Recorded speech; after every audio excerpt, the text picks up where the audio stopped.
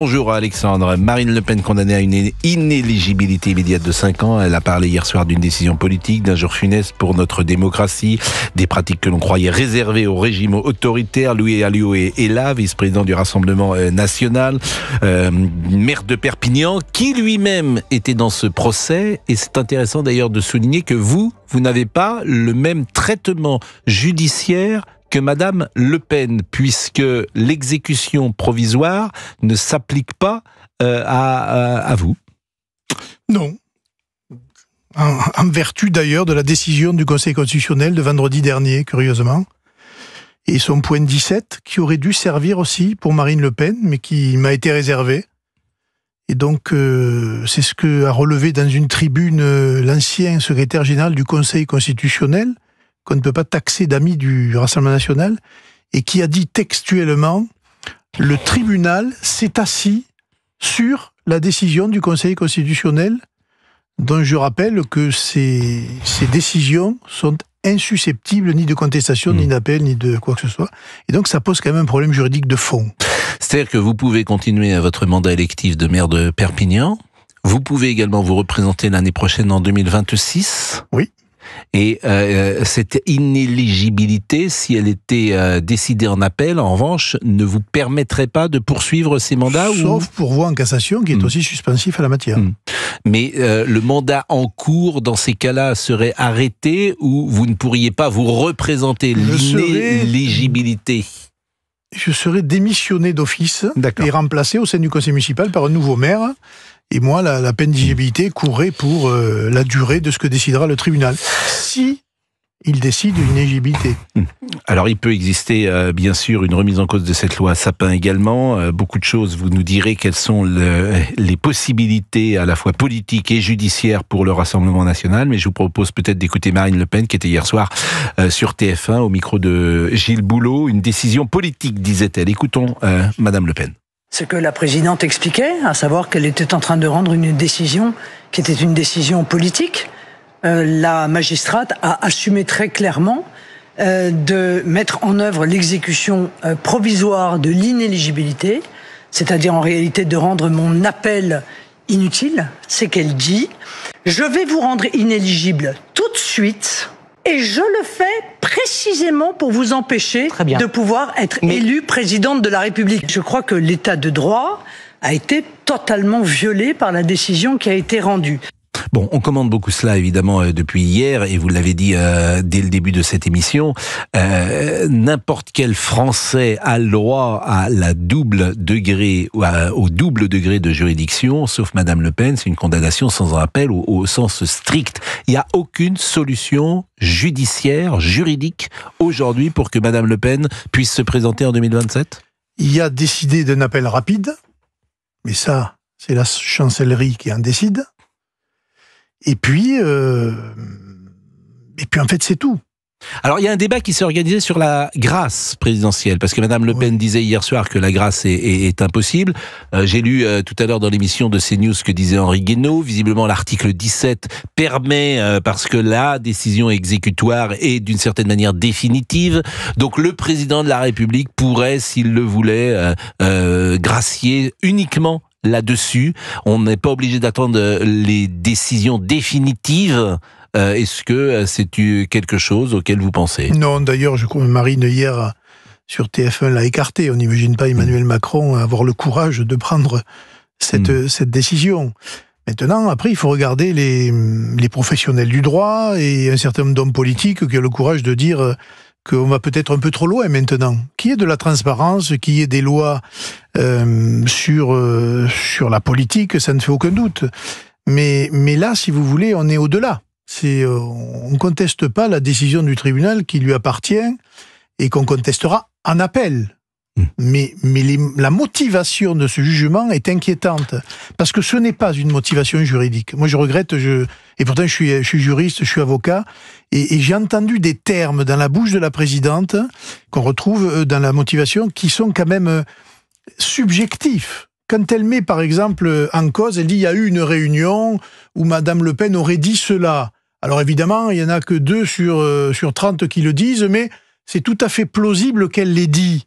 Mais c'est gravissime, soit elle l'a dit, soit elle l'a pas dit. Si c'est plausible, c'est que c'est pas certain, et si c'est pas certain, c'est qu'il y a un doute, et en droit français, le doute profite à l'accusé. Ça a été Mais de quelle mis à parole, charge. de quelle parole parlez-vous ? Parce qu'il y a un député qui a dit que c'était Marine Le Pen qui avait demandé à ce que les assistants travaillent pour le parti, etc. Ça a été dit que par une personne qui a trahi d'ailleurs le Rassemblement national et qui a quitté avec pertes et fracas le Rassemblement national. Donc on voit bien qu'ils ont instrumentalisé des paroles isolées pour porter un coup à Marine Le Pen. Et pas que ça. Par exemple, l'enrichissement partisan. Alors en droit, on sait ce que c'est que l'enrichissement personnel. Et on n'est pas coupable de ça d'ailleurs. Et elle rajoute, il y a un enrichissement partisan. Mais c'est pas juridique ça, c'est son opinion. Mais ça n'existe pas dans le code pénal, l'enrichissement partisan. Et que des choses comme ça. Alors sur le fond, effectivement, parce que les gens sont un peu perdus sans doute, chaque parlementaire européen a le droit à un assistant parlementaire. A le droit à une enveloppe qui vous permet d'embaucher des assistants parlementaires. Bon, et ces assistants parlementaires sont de deux ordres. Soit ils sont à Bruxelles, et on les appelle les APA, les accrédités, et ils relèvent du droit européen, ils sont en Belgique, et du droit belge d'ailleurs, soit ce sont des assistants locaux, et ils relèvent du droit français. Eh bien, par exemple, le tribunal ne fait pas de différence entre les uns et les autres. Il considère qu'on est tous logés à la même enseigne. Et ces assistants, ils étaient où ? Physiquement, ils étaient à Bruxelles ? Pour la plus grande partie, ils étaient sur le territoire national, comme il est possible qu'ils soient, et comme c'était autorisé, jusqu'à ce que M. Schulz, président socialiste du Parlement européen, saisisse Mme Taubira, ministre de la Justice, et que nous soyons embarqués dans une affaire qui dure maintenant depuis 10 ans. Alors vous disiez que vous êtes juriste, la motivation pour justifier l'exécution provisoire, parce que c'est ça qui nous intéresse, elle repose sur le risque de la récidive, principalement. Bon, on peut convenir que cet argument judiciaire n'est pas tout à fait crédible. Imposer l'exécution provisoire, c'est vouloir que Marine Le Pen ne puisse pas se présenter en 2027, selon vous ? Écoutez, moi je vais vous lire la phrase exacte du tribunal. Le tribunal a pris en considération, outre le risque de récidive, le trouble à l'ordre public, lequel ? En l'espèce, écoutez bien, le fait que soit candidate à l'élection présidentielle une personne déjà condamnée en première instance. Mais c'est extravagant, parce qu'il y a 2 degrés de juridiction, plus la cassation. Et cette dame considère que parce que vous avez été condamné en première instance, on doit vous appliquer la peine de mort politique. C'est là que l'on voit qu'il y a un problème politique. Et d'ailleurs, le président du syndicat de la magistrature de l'USM, l'ancien président, a déclaré qu'à partir du moment où cette décision avait une conséquence incalculable politique, c'était donc une décision politique. Parce qu'évidemment, les juges auraient pu faire autrement, tout en gardant la sévérité de l'ensemble de la décision. Et convenons également que la notion de trouble public, elle est très vague et qu'on peut considérer que beaucoup de choses peuvent être à l'origine d'un trouble public. C'est vraiment à l'appréciation, pour le coup, de celui qui juge. Il est 11h12. Louis Alliot est avec nous, c'est le vice-président du Rassemblement national. On écoutera de nouveau Madame Le Pen, on écoutera Monsieur Bardella, et puis on va essayer de se projeter pour imaginer les scénarios, parce que c'est ça qui nous intéresse également. Les scénarios judiciaires, Monsieur Alliot vient de répondre, il y en a guère, à part l'appel qui pourrait intervenir le plus rapidement possible, sans doute pour le Rassemblement national, mais les scénarios politiques. Que va-t-il se passer ? Ça nous intéresse. Alors, sur quelques réactions quand même, cette fois-ci judiciaires ou précisions, avant de revenir au chapitre politique. C'est vrai, vous avez parlé de Noëlle Lenoir. Elle est avocate, elle est aussi ancienne ministre, et elle est membre honoraire du Conseil constitutionnel. Sa voix compte quand même. Écoutez-la, elle était hier sur LCI. Je trouve que cette décision n'est pas fondée en droit, sur l'exécution provisoire. Et il m'apparaît que, en fait, tout le monde a faux dans cette histoire. Et évidemment, en premier lieu, les juges. Alors, compte tenu de la génération à laquelle j'appartiens, j'ai en mémoire la phrase de Mitterrand, qu'on prête à Mitterrand au dernier Conseil des ministres. Les juges ont tué la monarchie, ils vont tuer la République. Je pense qu'on est un peu à ce moment-là. C'est pas rien ce que dit Madame Lenoir. Convenons-en. Et elle a une autorité morale. Et puis un passé judiciaire important, elle était membre du Conseil constitutionnel. Rémi Hetz, il était ce matin sur l'antenne d'RTL, il est procureur général de la Cour de cassation. Écoutons-le. La justice n'est pas politique, cette décision n'est pas une décision politique, c'est une décision judiciaire rendue par 3 juges indépendants, impartiaux. Alors après, qu'il puisse y avoir des comparaisons, c'est une chose. Moi, ce que je peux dire, c'est que c'est une décision qui a été rendue à l'issue d'un débat contradictoire et conformément à nos règles et aux règles qui sont le socle de notre démocratie. Bon, Monsieur Hetz, c'était des propos généraux. Il n'a pas été interrogé précisément sur cette exécution provisoire qui repose sur le risque de la récidive. Or, la récidive, par définition, elle ne peut pas exister puisque Madame Le Pen n'est plus parlementaire à Bruxelles. Je voulais qu'on écoute également Marine Tondelier, elle est secrétaire nationale d'Europe Écologie Les Verts et elle était hier soir sur LCI. Et ce qu'elle dit, au fond, à Laure Lavalette, qui était présente à côté d'elle, traduit l'état d'esprit de ce que j'appelle souvent l'espace médiatique, c'est-à-dire journalistes, artistes, intellectuels, etc., qui au fond ne veulent pas ou se réjouissaient hier de cette décision et ne veulent pas voir Marine Le Pen au pouvoir. Le syndicat de la magistrature, quand il dit qu'il ne souhaite pas que le RN arrive au pouvoir, c'est parce qu'ils sont juges et qu'ils protègent la justice et qu'ils savent que ce parti est hostile à l'état de droit. En fait, quand on est juge aujourd'hui, quand on est syndicaliste, quand on est journaliste, c'est normal de ne pas être d'accord avec vous, parce que vous menacez ces institutions-là. Donc c'est un réflexe de survie, c'est un réflexe démocratique que de ne pas vouloir que vous arriviez au pouvoir. C'est extraordinaire d'entendre ça, parce qu'il faut interdire le Rassemblement national dans ces cas-là. Le 11 juin 2024, et c'est un élément extrêmement important, puisque le syndicat de la magistrature, c'est un communiqué de presse à la suite des élections européennes du 9 juin 2024. Et ce syndicat de la magistrature, qu'écrit-il ? Il écrit « Le syndicat de la magistrature appelle l'ensemble des magistrats et magistrates à se mobiliser contre l'accession au pouvoir de l'extrême droite ». On comprend que c'est Marine Le Pen qui est visée. Donc, bien sûr qu'une décision aujourd'hui de justice à l'aune de cette prise de position du syndicat de la magistrature, qui appelle, je le rappelle, tous les magistrats et magistrats de France à se mobiliser contre le parti de Marine Le Pen. Mais pas que, contre la police, contre les policiers, le mur des cons, c'était déjà le syndicat de la magistrature. Donc on voit bien de quel côté penchent leurs opinions et de quel côté penche Madame Tondelier. Oui, alors oui, mais elle est dans son rôle, à la limite. Madame Tondelier, elle fait de la politique. Oui, c'est vrai, elle fait de la politique. Madame Tondelier, elle parle des juges, elle soutient le syndicat de la magistrature, très bien, parfait, c'est la même crèmerie. Quand elle est à un beau monde d'où elle est issue, mais elle n'est pas élue. Ils n'en veulent pas, le peuple n'en veut pas. Et pourtant la sentence, là, elle est électorale, et comme disait De Gaulle, la Cour suprême, c'est le peuple. Eh bien, pour ces gens-là qui parlent, le peuple a décidé. Et je trouve que ces propos sont extravagants, Madame Tondelier. Oui, mais en même temps, ces propos sont extravagants, mais comme vous le dites, elle fait 5% aux élections. Voilà. Le problème, c'est pas ces propos. 5% à l'élection, mais combien dans la sphère médiatique ? Alors voilà, ça c'est quelque chose qui nous intéresse, parce qu'on souligne effectivement que beaucoup de l'espace médiatique est aligné sur ce type de position. Il est 11h19, on est avec Louis Alliot, vous êtes sur Europe 1, vous allez pouvoir évidemment l'interroger, mais on se projette évidemment en 2027. Bon, on l'a dit, les recours judiciaires, juridiques, ils n'existent quasiment pas. La solution politique maintenant, il va falloir trouver un chef de file pour le Rassemblement national. Il n'y en a pas 36. Il y a Jordan Bardella qui est légitime, il est président du Front National, mais il a 30 ans. Du Rassemblement National, il a 30 ans.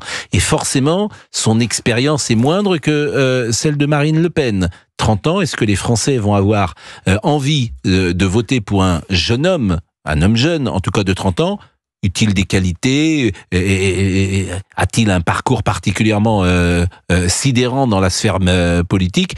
Et puis, j'ai envie de dire, il y a vous, Louis Alliot. Hormis ces deux têtes d'affiche, je ne vois personne au Rassemblement national qui soit légitime pour prendre la succession de Marine Le Pen. Je crois honnêtement que c'est un autre débat et qu'il ne se pose pas pour l'instant. Il se pose depuis hier. Non, il se pose pas. On a encore du temps et les élections présidentielles sont dans 2 ans. Et moi, je n'imagine pas que Marine Le Pen ne soit pas candidate. Dans les faits, je n'imagine pas. Et vous n'imaginez pas, mais et si elle ne l'est pas, on est un parti démocratique. Oui. On a un président et le parti décidera de la candidature. Mais il faut qu'on doute aujourd'hui que c'est un ticket que nous portons. C'est Marine et Bardella, si je puis dire.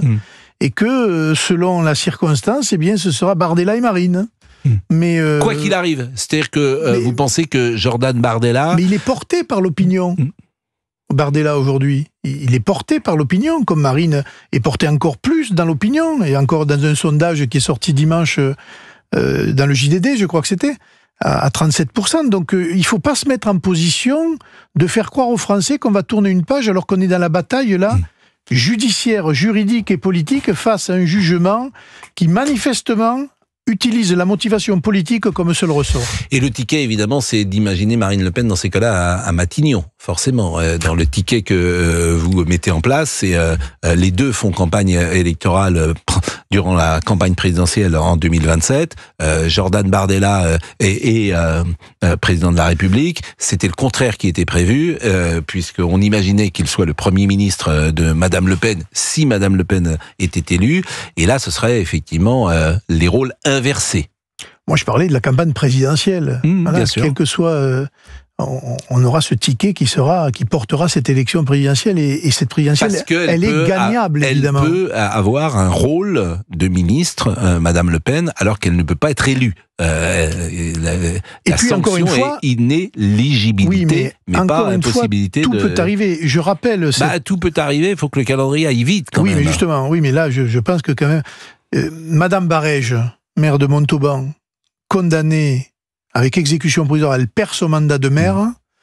10 mois après, en appel, elle gagne son procès. Oui, mais Louis Alliot, vous raisonnez, j'ai envie de dire, en droit.